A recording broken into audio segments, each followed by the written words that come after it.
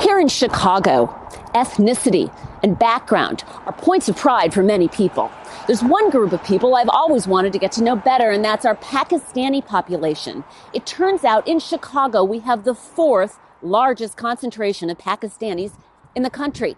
And I'd like to introduce you to one woman who's in that community. 48-year-old Rozi Khan calls her co-workers family. All of these kids are my kids. I'm the senior citizen over here. Her restaurant work covers rent and groceries, plus keeps her close to home for her 3 kids. She also works as a school crossing guard. A work permit and then later a green card have allowed Rozi to work. She's the youngest of 10 children born in Pakistan, in what's now called Bangladesh. Government turmoil there caused her dad to lose his business in the 70s, the family fleeing to a string of refugee camps. In 1980, Rozi came to the U.S. at age 10. After high school, she went on to take college nursing classes. Rozi and her first husband had 3 children. 2 daughters are in their 20s, and her son attends high school. She's remarried now, and while her husband and kids are U.S. citizens, Rozi says it's always been too expensive for her to apply for citizenship. I just let it go because I felt my life is not going to change. I'm not a big traveler overseas. My kids were younger. Then last February, her green card expired. Rozi says she was scared by the Trump administration's calls to change immigration laws. So instead of renewing my green card, I wanted to apply for citizenship. With all the stuff that was going around with the government and all, I thought it's the best time. So with $1,400 borrowed from friends, she applied. In October, she and her daughter drove to the Federal Immigration Building in downtown Chicago. Because I know she's nervous and it's probably... This building was built in 1911 by Rand McNally, the map-making company known for helping travelers find their way. It was sold to the government in the 50s.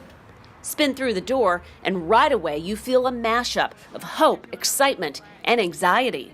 Sculptures designed as clouds symbolize the storms and turbulence of immigration, and yet the benefits, just like rain, creating growth and new life. An hour later, Rosie's done with the interview and test. It was Officer Josie. She was a fantastic young lady. Even her smile made me feel so much less stress. So it says that you pass the test of English and U.S. history and government, and a decision cannot be made about your application.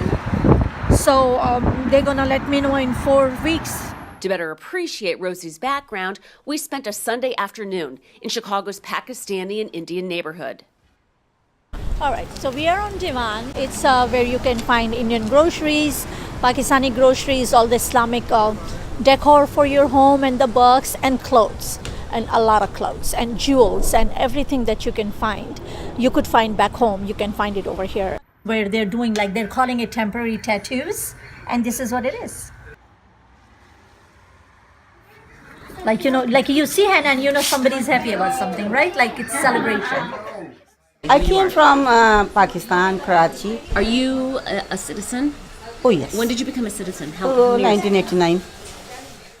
I feel it's like my country because I live more years here in the life than back home. I love coming here. I take an hour drive just to come here.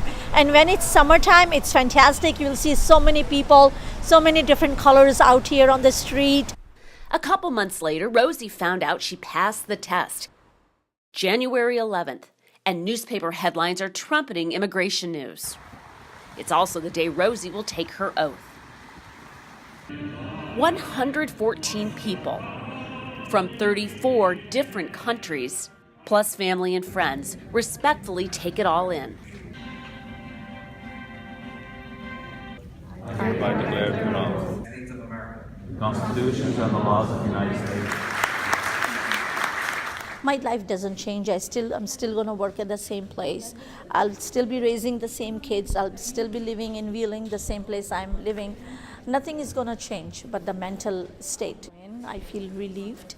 I feel that nobody can tell me to get out.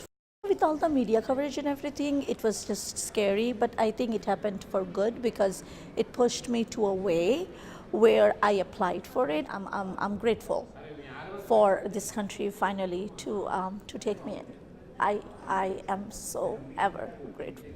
Julie Peterson, Chicago.